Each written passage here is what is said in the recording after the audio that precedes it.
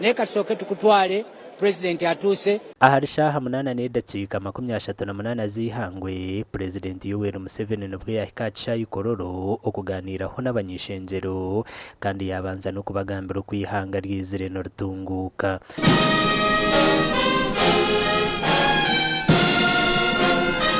Purezidenti Museveni nagira ngo esente za Parish Development Model zikozesibwe kubi umwaka gw'ebyesente guhwire bakashoza biliyoni 301 na miliyoni 800 ngo burumuruka gutunga miliyoni 17 bite sente bakaziryangatanisa.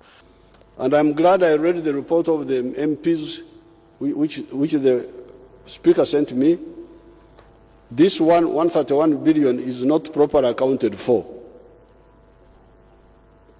because each parish was supposed to get 17 million. But according to what the Speaker sent me, some got 7, some got 10. So where did the other money go? But don't worry, Uganda is here. We shall get you. Museveni yagira ngo government neza kugumiza muneyegesa abanya-Uganda okwesente zishemerire kukozesebwa. In Acholi, I heard from the Wananchi, one of the wards, where somebody called a commercial officer called a meeting secretary of a few people to form leadership for the parish model, because they want to find a way of stealing the money. They didn't involve the whole parish. They didn't involve. And yet we say all people in the parish who want to engage in wealth creation should join the circle, as long as they are adults, 18 and above. Purezidenti Museveni nagira ngo hati ayekwatiremo kandi arumunarambure bicoeka 18 byona byihanga ebirumu Ankole, Masaka, Toro, Kigezi, Achorana n'ahandi okureba baremise hamwe n'abarikwiba sentezi. I started with Acholi between the 23rd and the 24th of February 2023. Straight away, the Wananchi told me of the parasites that were like flies swarming around the PDM and the Myogamani. I will decisively follow up the attempted stealing of the PDM and the Myogamani in Acholi, and if they tampered with the money, they will pay for that treachery. There will be an example to the rest of the potential flies.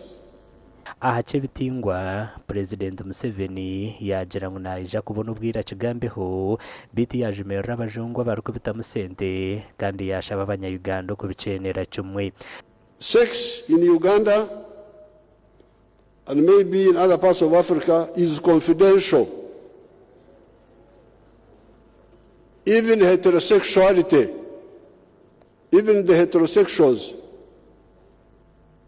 they do it confidentially. How do we come to know that you are a homosexual unless you publicize it? We shall discuss all this. Na bwa nyuma yo kugamba kwa Purezidenti, umunyamakuru witi yaganiraho n'abany'ishengyero aha byagambwa umukugamba kwa mukuru w'ihanga. Kurgira Purezidenti yagamba yatera ibanza akuba twaza kubona Minister wa local government atusobore ahe sente zagire ndoka parliament sente tukazisarabyaho ngo zigenda hanze zo gukora imirimo. Mwene Purezidenti yakigambaho jya kwa nyo wanje ibanda already abantu be babihire emitware 3 babihira akasente ngo nabaza kubona sente z'emyoga, kandi yagira ngo abantu wundi abakwenda kuzibuzabuza okuzito mu mikono y'abantu zitarabera ha account echo ne kintu kigwire mcyo muzeyi yanatumanyisiza kandi yatijera ngo ompdm mutaro kurenze hari miliyoni emwe wano yende zirengira hari 1 miliyoni ezo notekwa kuzironda handi. Aha bwa TV West nde Elias Ritugusa na Jimmy Muhumuza.